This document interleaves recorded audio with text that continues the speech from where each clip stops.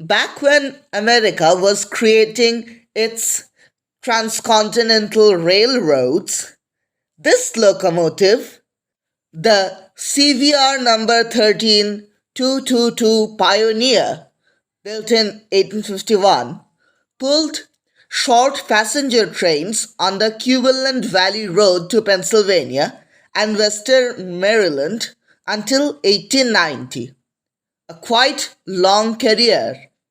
Fun fact, when it was operating in 1862, its shed was attacked by the Confederate soldiers and the shed was destroyed.